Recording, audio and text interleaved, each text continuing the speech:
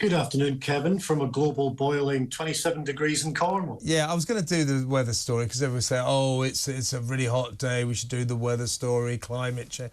I thought, let's not do it. It's just a nice day.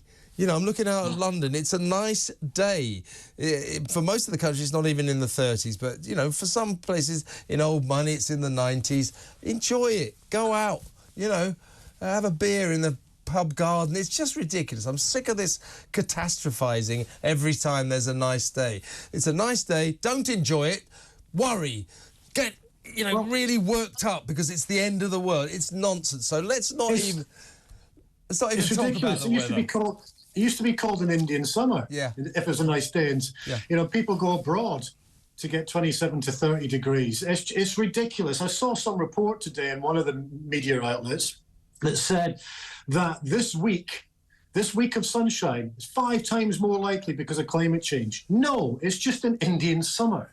Yeah, no, absolutely. It's a nice day. Everybody enjoy it, and it's going to probably be a nice day tomorrow as well. So what the hell? Just go out, have a beer, enjoy the sunshine, go to the beach. You're in Cornwall, lovely place to be, etc. So we won't be bringing you a shock weather report just because it's a nice day.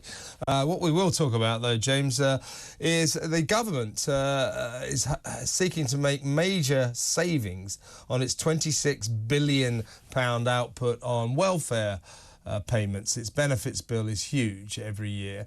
Now, there are 2.5 million people who are basically excused work on a permanent basis for medical reasons. Many of them absolutely right. You know, they deserve to be funded by the state because they suffer from conditions that don't allow them to go to work. To them, our sympathy, and they're very welcome to their benefits. But what the government has zoned in on is that out of those 2.5 million, there are 1 million benefit claimers, sickness benefit claimers, who are suffering from anxiety or mobility problems, and that would be, you know, they can't really make the journey to the office or the factory or wherever. So what they're saying is anxiety, I mean, obviously in some cases anxiety can be overwhelming, but what the government's saying is anxiety to our mind is no reason not to go to work.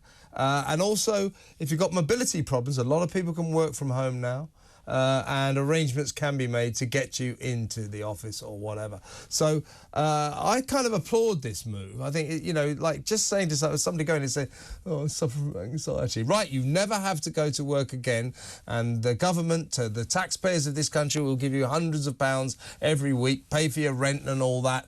That is nonsense. But my question to you, James, is why were they giving all this money to people with anxiety in the first place? This is another one of these moments where the government said, this is a real problem, we're going to sort this out. Well, you caused the problem. Yeah, I think on every area right now we need to be scrutinising where our tax money is going. You know, the country's running out of money. We're seeing what's happening to various councils around the country.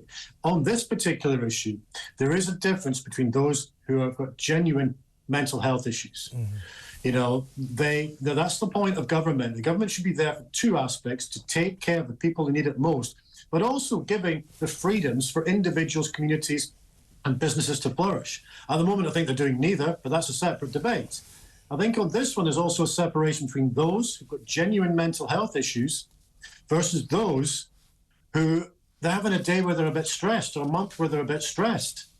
It's a tricky one to resolve because it is a case-by-case basis.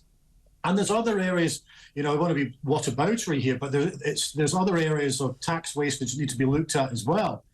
You know, if we're going around another aspect of austerity, it feels like we're going to, then we need to look about the other end of the scale as well. We need to be looking about why Sunak, and I think we might know the reasons, but why Sunak is protecting the non-dom status and the tax evaders. We need to look at that. So therefore, if we're going to have a discussion and an analysis of wastage, in inverted commas, of our tax revenues, we need to look at it root and branch, every single area. I'm wary of focusing in on, you know, the kind of inverted commas again, benefit scroungers, and not focusing in on the bigger numbers, which are on the other side of the coin, and that is things like non-dom status and tax evasion. Yeah.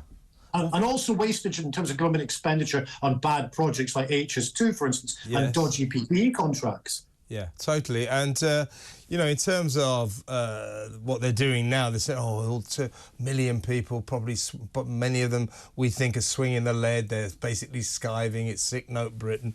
So it's a bit like, and we're going to sort this out. Well, it's a bit like the sort of fire brigade starting a fire and then saying, look, we put it out. I mean, the government has caused this problem by allowing a system which is quite clearly too easy for people to go in and say, I've got anxiety, and then get money for the rest of their lives so they don't have to work. So, you know, I hope the government do sort this out, because we can't have this amount of people on benefits when they don't deserve it. But it's their fault that they got there in the first place. Let me ask you, moving on, still, I guess, in terms of government expenditure, but I know you're very interested in environmental issues. Rishi Sunak has been forced by Tory backbenchers, wet Tories, green Tories, into a U-turn on wind farms. So he brought in a ban on inshore wind farms because he's trying to sort of cut back at all of this green stuff, which he's finally realising isn't necessarily that popular with the voters.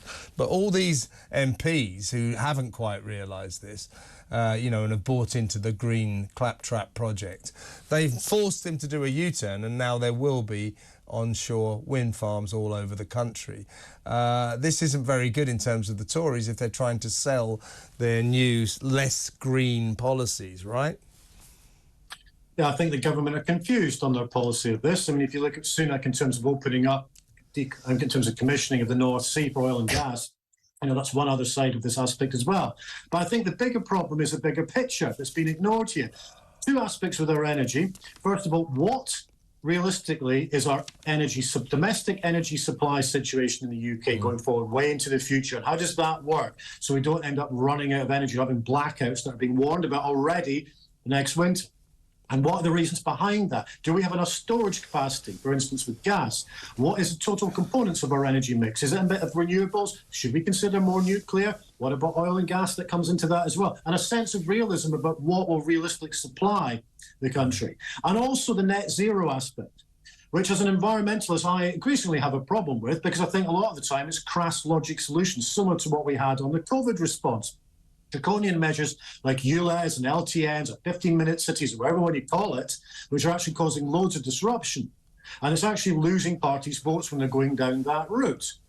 So I think what we need to do, I think it's time for this. I think we not just have a national discussion about net zero and environment and energy, which is effectively all connected in together. We should have a referendum on net zero. Very good point. It's time to hear both sides of the debate and our politicians to discuss it and get the experts on both sides, because at the moment we're getting governments who seem to be flipping around with the policy, but that fundamentally they're not providing anything consistent in terms of our energy supply. Yeah, and I'll tell you what happens if we do get that referendum. I totally agree with you. The people should get their say in this. If we get it, all of those idiot Tory MPs who think that everybody's going to vote for their greenery will find out that actually, when you say to people, do you want to save the planet? It's going to cost you a fortune and you can't go on holiday to Spain anymore and you can't drive a petrol car. They say, well, you know what? The planet can wait. They'll find that out because that's the real world. Stay where you are, James, because we need to talk about crumbling schools when we come back. I'm with James Melville, political and social commentator. I'm Kevin O'Sullivan, and this is Talk TV live from the Talk Radio studios.